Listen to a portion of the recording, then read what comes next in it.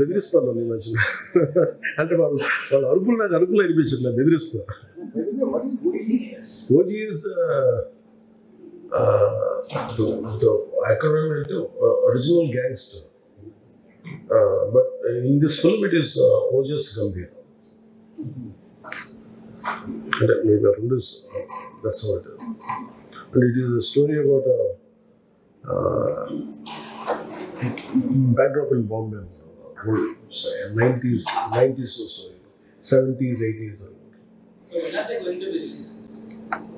నేను చేయాలి అంటే ఏం జరిగిందంటే 3 సినిమాలకి నేను ఇచ్చిన టైంకి వాళ్ళు చేయాలి.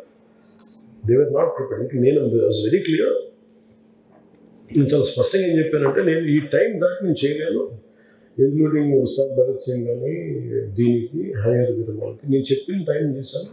నేను ఎక్కువ రోజులు చేశాను. ఉస్తాద్ భగత్ సింగ్ టైం వాళ్ళు తీసుకున్నారు, వాళ్ళు స్క్రిప్ట్ ఇంకా రెడీ చేసుకున్నారు నేను చెప్పిన టైంకి. అదొకటి మేజర్ అయిపోయింది. తిరిగి ముందు అనుకున్న కథను మళ్ళీ చేసుకున్నప్పుడు ఇక టైం మిస్ అయిపోయింది.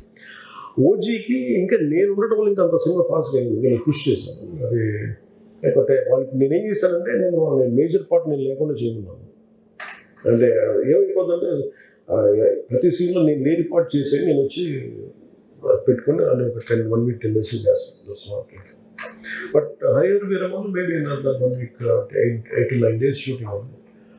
They are doing some visual boarding, visualization, pre-visualization. I think that was the first film to release.